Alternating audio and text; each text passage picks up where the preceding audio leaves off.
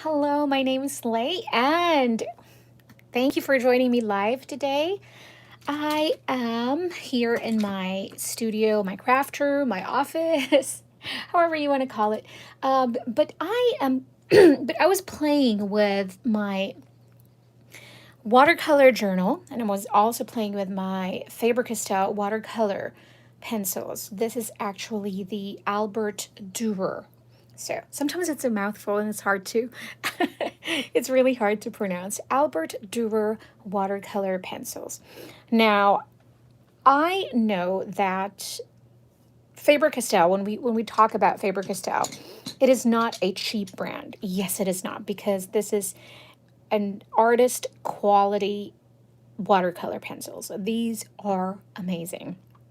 I fell in love with Faber-Castell, gosh, about 7 years ago when I first tried their colored pencils, actually, but the ones that's not watercolor pencils, just the, my goodness gracious,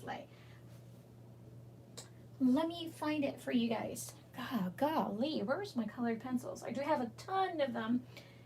And right now, here we go. Just trying to grab it for you guys.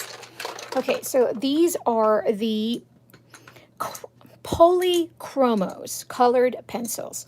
So these are oil and a little bit of wax, but more an oil-based colored pencils. These are fantastic, and I love these ones too. Now, I am loving watercolor lately as a medium, and to have colored pencils as a watercolor is also fantastic. And you want to say, but why? Why do you need that if you can just get a pan? And I agree. Why do you need it if you can just get a pan?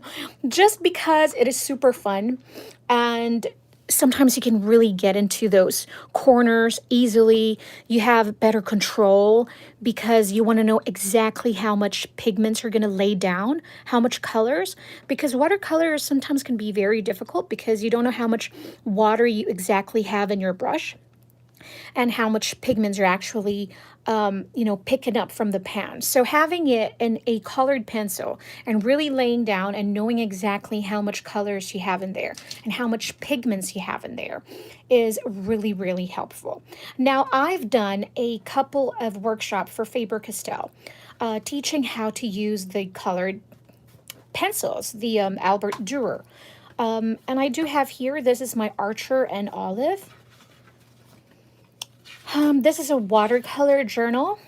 This is really great if you want to work with watercolor mediums like this one. This is colored in with the Albert Durer. Now, one thing I really love about these colored pencils or watercolor pencils is that the colors are really highly pigmented. I mean, look at that. The saturation, the opacity of the colors, it's really there. I have tried many different brand before, the less expensive, much cheaper, but you really get what you paid for because these are light fast, which means your artworks will last.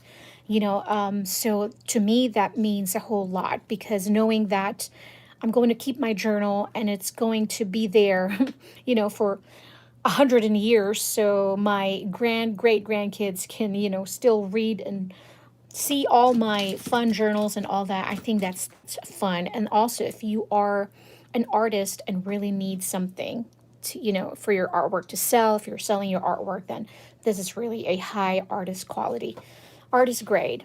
Okay, so let us try and play with these colored pencils or watercolor pencils.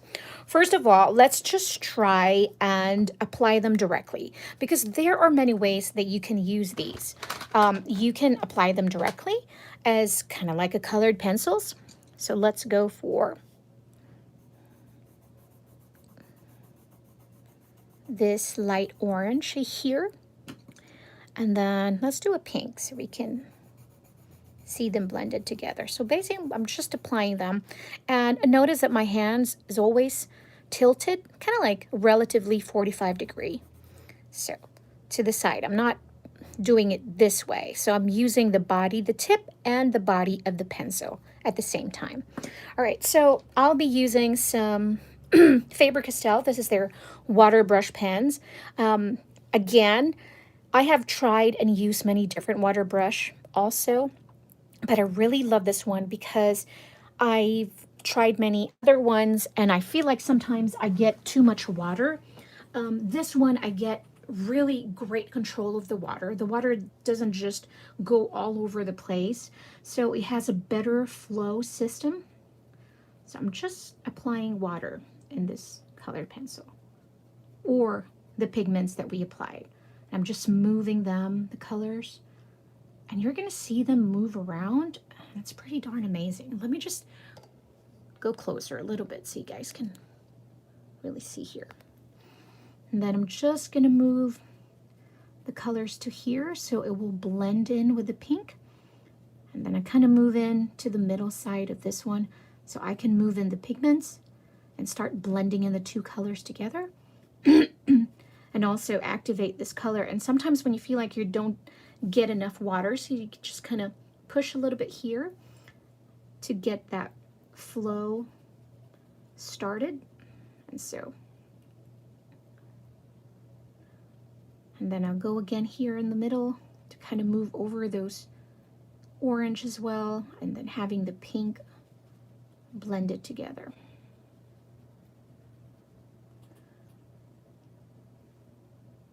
That's just super fun.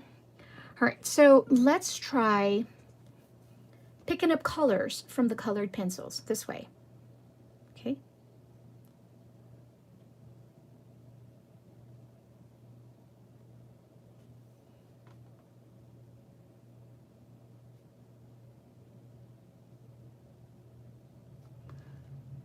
So when you get strokes like that, it's either that your brush is not wet enough, so you kind of want to press down to get that water. I usually have a bowl of water also.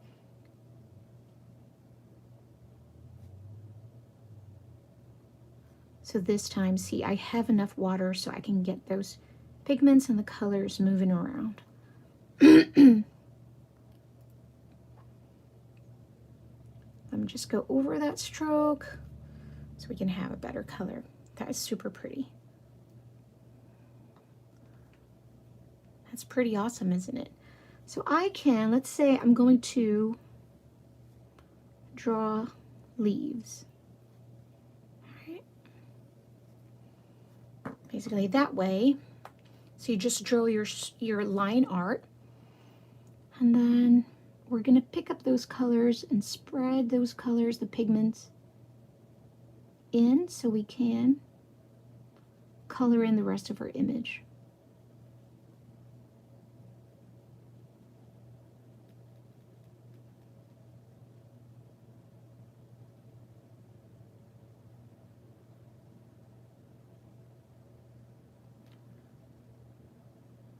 That's super great. And what you can do also is that now that this is activated with water, you can just wet it a little bit and then go directly again.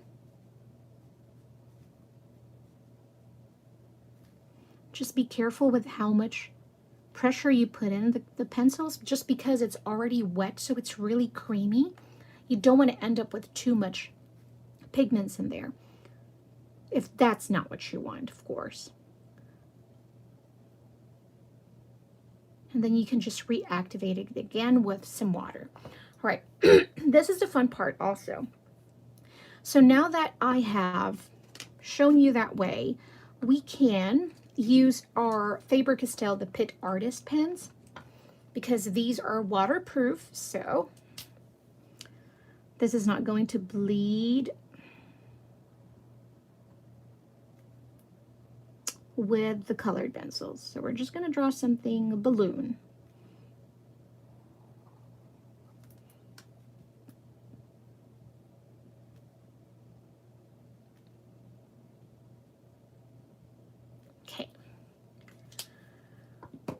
So let's use two colors in here. I'm going to use purple, which is Purple Violet 136, and this one is Pink Madder Lake 129. So what I'm going to do is I'm going to think that my light source is coming from my top right, okay? So this is where my light source is. So of course, the highlight will be over here. And then the shadow is going to be at the bottom left. So what I'm going to do is I'm going to apply the purple over here at this bottom left here. So I'm just going lightly. I'm not really putting in a lot of pressure in here. So just lightly like that. Okay. And then I'm going to go over this time and use the pink color.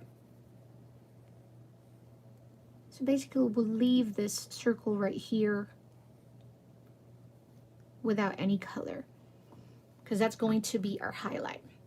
First, we're going to pick up the colors from that purple that we applied. So I'm just going in here, kind of move things around. It's like it's like magic seeing those colors and the pigments blend together. At the same time, it's super relaxing too. Like that. Just gonna go in here.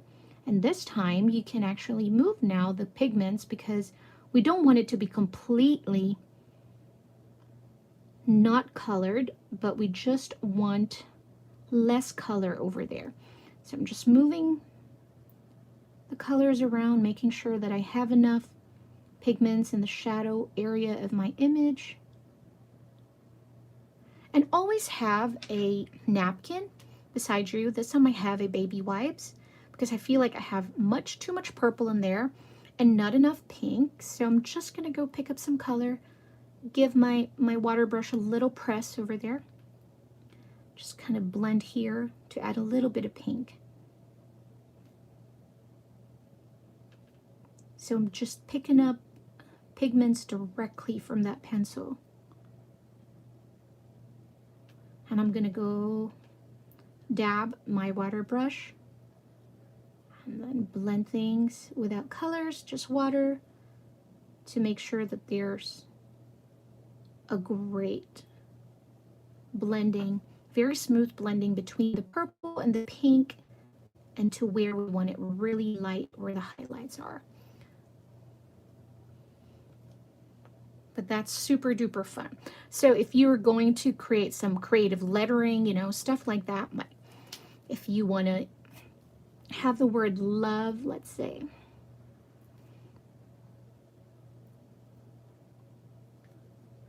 and making it look like a balloon. Obviously the word love is not going to fit in, so we're just going to put in the word LOL. Or not, it's not even a word. There we go. And then we'll put a cute face again here. Kind of looks like that's its mouth, but let's not do that. Still make it look like a balloon.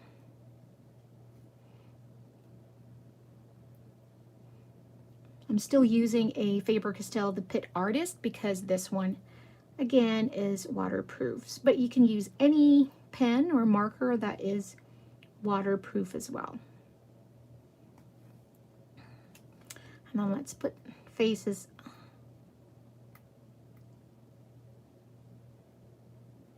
That one is looking at that one. It's getting really cute. And then let's put this one. It's like not minding both of them, but just kind of happy where she's at. And now let's color them in. So I'm going to use that lighter orange and the dark orange in this one, so we can have a gradient look as well. So let's do the dark orange first.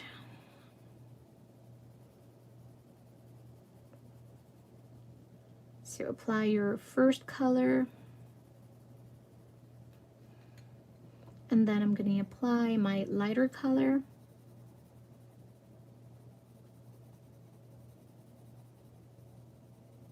So this time I want the sun. Okay, let's pretend that the light is still there.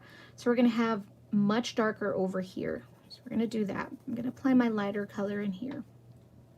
And I'm going to pick up another value of an orange, but a darker one. So maybe get a like red orange color.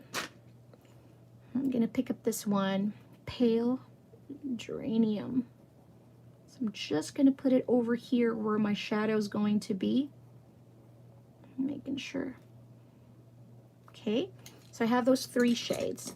All right, let's not touch it first. We're just getting some colors in here. All right, so I'm going to get an emerald green, and let's use the cobalt green. And then let's use a light green. Okay, so thinking that my light source is over here, my highlight should be over here on the top left, and my shadow and my dark area should be over here at the bottom right. Okay, so applying, this time I'm going to apply my light color in first, because you can do either way, really.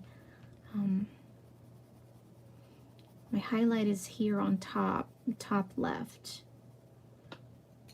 So my focus is to have all my dark side over here, my dark colors. I think this is the darkest already, so I think I'm going to stick to that one. Okay. But let me find a much darker green than this. Let me get a different value of green. Let's use a deep cobalt green. So, yeah. So when I'm applying my strokes, I am going like in circles like this. Still, my pencil is kind of like slanted 45 degrees like that. Okay, I feel like I need a little bit more green here, even though we don't have water yet, but we can always add later, but I'm just going to add it there. All right, so this time let's use again, the pink and the purple. So, ooh, this one is creamy because I applied water in this one. So that's why you have to just be careful.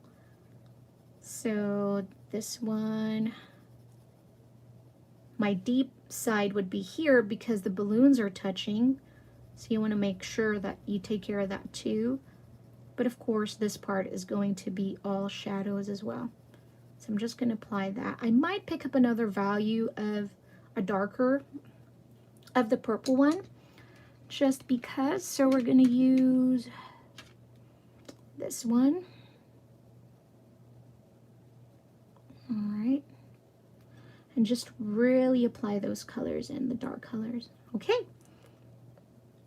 So right now it looks like nothing pretty special. But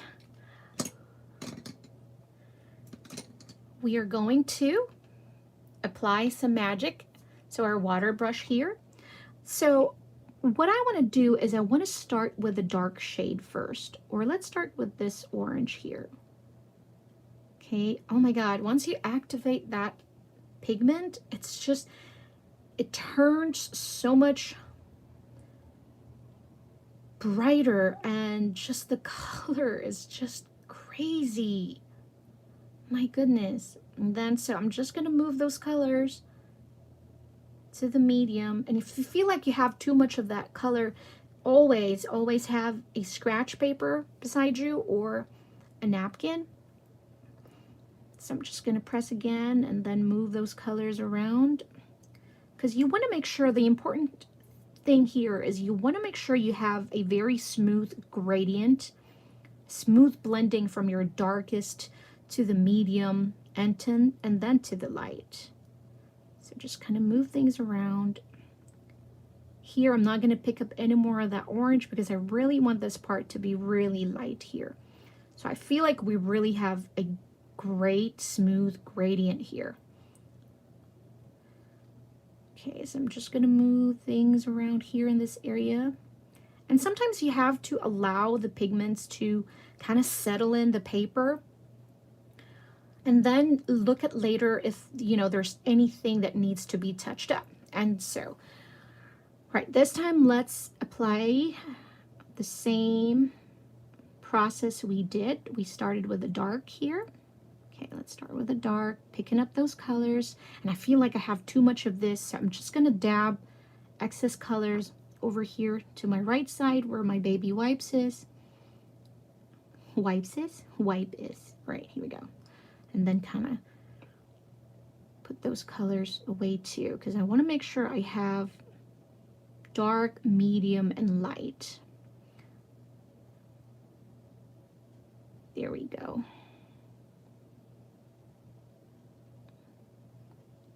I feel like here we have too much of that dark, so I'm going to diffuse that color later with more water.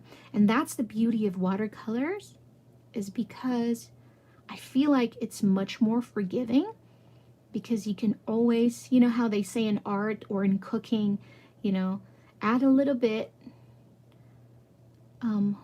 one at a time, because you can't take out anything, or it's much harder to take out than to add. And I feel like with watercolor it's more forgiving, because it's easier to take out some things, take out your colors. You just have to add a little bit more water in there, and then kind of do your magic with blending. So I feel like I have too much of the dark. So what I'm going to do is I'm going to pick up a little bit more of the green here from the pencil itself. There we go. And then we'll just kind of move things around. Thank you, Gabriella. All right, there we go. Now it's a better gradient. Okay, I'm gonna tap the excess colors again and then move things around to kind of go over here where the light is.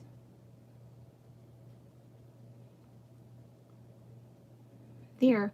And then what it does is that it gives life to your illustrations and your drawings, and it's not flat looking, because now you're like in 3D. You have, you know, different colors in here, and that's how it is really, because of the light source. It just depends on where your light source is. Even I do that when I'm applying makeup, you know, I have different shades of foundations that I use and different shades of concealer, because there's dark areas, you know, in our body, depending on where the light source is. So you're kind of like doing the same thing when you're doing your illustrations. So makeup is really art.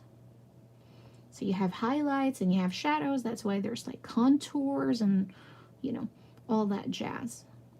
So this time we're going to move around the pink, and we're going to go move it to the middle part so that they will meet with the purple.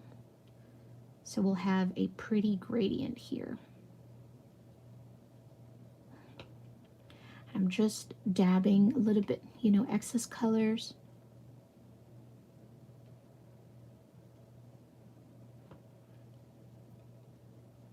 These colored pencils are really awesome. They're really, really awesome. They're so pigmented. It's crazy. There. Super cute. Now they're like interesting. You have a 3D illustration in here, so it's like super duper cute. So you have LOL, right? It's super fun. Now you can also, if you are familiar with stamps and all that stuff, so I know a lot of people love to do coloring, you know, adult coloring and all that stuff, and also crafters and card makers and all love to use stamps. Okay, so I personally, when I'm lazy to draw, I love to use stamps as well. So I do have some stamps over here that I designed. Let us use this beautiful mermaid because she really has this gorgeous tail that we can color, and we can do some gradients in that tail too. So I am going to flip this over here, and with clear stamps or acrylic or photopolymer stamps, you have to use an acrylic block for you to stick your stamps in there. So it's not like the rubber stamps where they already have their, they're molded into that rubber thing. So this time you have to use an acrylic block and put it over there. So just apply firm and just enough pressure. You don't want to wiggle it too much so you get a good impression of your stamp. And before you lift this acrylic block up, you want to make sure you have your hands to your paper and then lift, because you don't want to lift the paper up when you lift your stamps. Does that make sense? All right, so I'm just going to use the baby wipes too to clean my stamps. All right, you should always clean your stamps after every use. And sometimes that's why I take forever to, I take forever to do plan with me's, because I like to clean out my stamps after every use. So, okay, let's do this. One thing that I like to do when I'm watercoloring is that there's different techniques. You can play around with so much. One thing that I love to do when I'm doing gradients as well is that I love to, it's called wet on wet or wet on dry. So basically it's either your paper is wet or it's dry. So this time we did the dry first, remember? So that's wet on dry, wet brush on a dry paper. This time a wet brush on a wet paper. So what I'm going to do is I'm just going to clean up my brush, make sure that it's just water, and I'm just going to give it a little squeeze right here. So make sure I have enough water here. I hope that we've given enough time for the ink to really dry. Okay. So now this time, this part right here is wet. So what I'm going to do is I'm going to pick up some color directly from the pencil and just dab it right there. And put it right over there. See how the colors are already moving? That's the beautiful part about the wet on wet technique. So those colors are going to go flow where you applied the water earlier. So that's the key, is to make sure that you just apply that water to where exactly you want it. So I'm just cleaning out my brush in here. I should have prepared much better and got a bowl of water, but it's okay. We are surviving. Well, look how pretty that is. Just clean that up, and I'm going to pick up some of these teal colors. So you're creating 3 gradient ombres here. This is super pretty.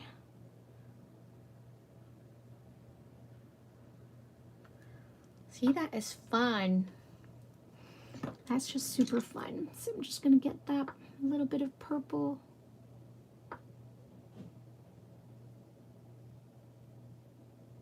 I'm going to go clean that up. All right, so this time, so since we did the wet on wet, remember that part, so that's a wet on wet technique. And I'm going to pick up a little bit of them. Now we're going to do wet on dry here, because we have wet brush on a dry paper.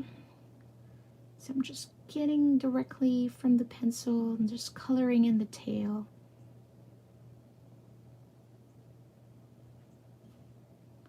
So when you are not the best when it comes to drawing, then stamping are really great alternatives. So you can, because if you love to color, but you know, you're not really the best when it comes to drawing, then you can just get stamps like this and then use it that way. So I'm just picking up a little bit of purple. Just want to make sure we have a little bit of ombre here too. Picking up more of that pink.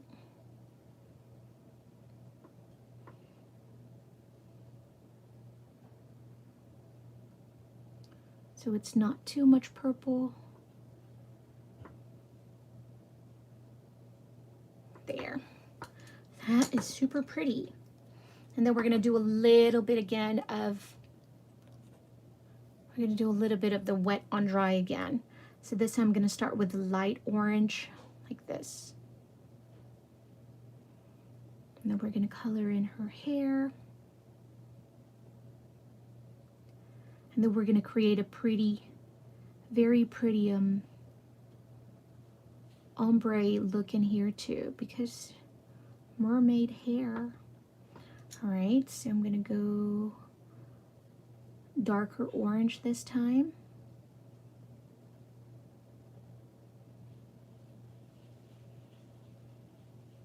Just adding those. And then I'm going to pick up the pink right here. So we're going to pick up the pink color.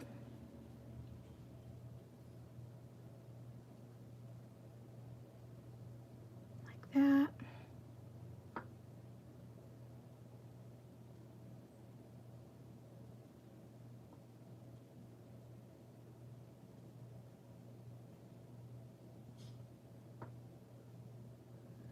There. We just created this pretty gradient ombre. We want to make sure we move those colors so we can have smooth blending as well. But that's really it. So we want to pick up a little bit of that orange color in her seashell top. Pretty. And then we'll pick up a little bit of green so we can color. Oops, I didn't clean my brush, so it's very important to clean your brush in between because you want to make sure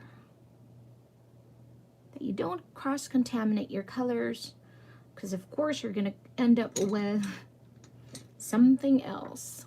Okay, so I'm just going to pick up a little bit of that red and color in the flower and her lips. Oh my goodness, super pretty. And then that's it really, guys. I'm just gonna color in blue all over her. I know, it's like that.